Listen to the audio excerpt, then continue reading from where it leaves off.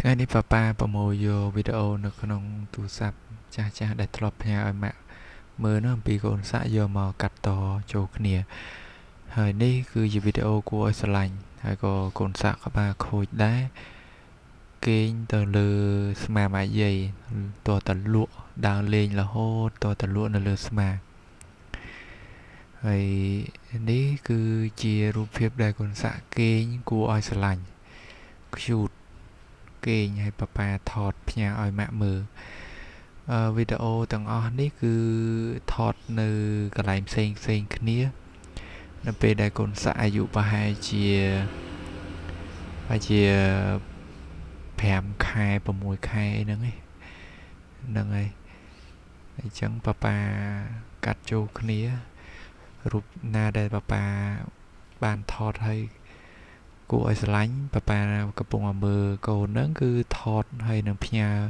ទៅឲ្យម៉ាក់មើលតាម Telegram ហើយឥឡូវប៉ាប៉ាស្ដាយយកមកប្រមូលផ្ដុំចូលគ្នាដើម្បី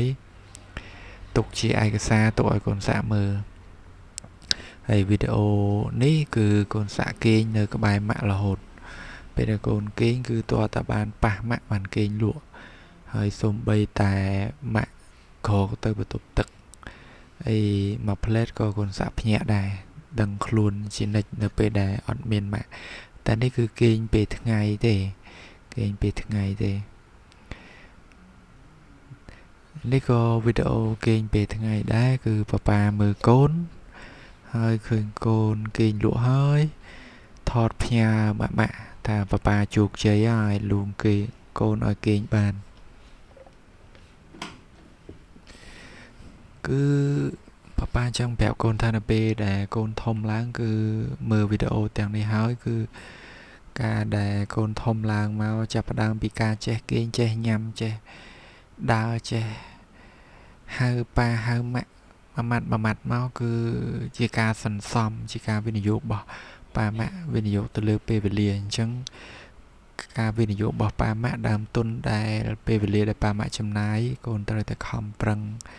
រៀនសូត្រថតវីដេអូឯង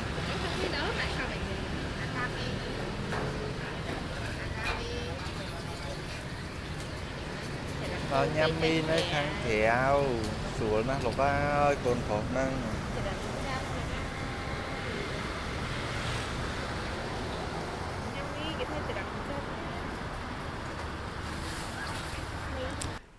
កូនចូលចិត្តដើរនៅទៅខាងក្រៅញ៉ាំអីមួយប៉ាម៉ាក់អញ្ចឹងនៅពេលដែលមុនហ្នឹងទៅញ៉ាំមីនៅខាងក្រៅប៉ាម៉ាក់អត់មានពេលមកទៅធ្វើការវិញយប់អត់មានពេលដាំស្លទៅញ៉ាំមីខាងក្រៅហើយនៅពេលដែលញ៉ាំមីឆានៅខាងក្រៅគឺកូននៅលើដៃម៉ាក់ហ្នឹងគឺស្រួលឡាអត់ដែរយំទេហើយនេះគឺជាវីដេអូដែលកូនប៉ាហើយនឹងម៉ាក់យាយមើលកូននៅខាងក្រៅផ្ទះកូនជិះកង់ហើយលេងជាមួយទឹកដោះគោដែលកូនមុំហ្នឹងលេងអញ្ចឹងការដែលសន្សំតម្រាំបានទៅជាពលរដ្ឋម្នាក់ដែលកូនចេះដើរចេះឈរចេះអង្គុយចេះចេះអីសពបែបយ៉ាងហ្នឹងគឺផ្សំពីការបង្ហាត់បង្រៀនពីគ្រប់មជ្ឈដ្ឋានពីប៉ាម៉ាក់លោកយាយប៉ាម៉ាក់លោកយាយចំណាយកម្លាំងចំណាយពេលវេលាដើម្បីកើតបានជាសមត្ថភាពកូនពេញរូបរាងជាពលរដ្ឋអញ្ចឹងនៅពេលដែលកូនមានសមត្ថភាពអាចអានអាចគិតអាចទៅសេអាចអីបានកូនត្រូវតែកសាងសមត្ថភាពឲ្យខ្លាំងឲ្យពូកែដើម្បីអនាគតល្អថ្ងៃក្រោយរលុយរកកាក់បានចិញ្ចឹមខ្លួនបានប្រសើរ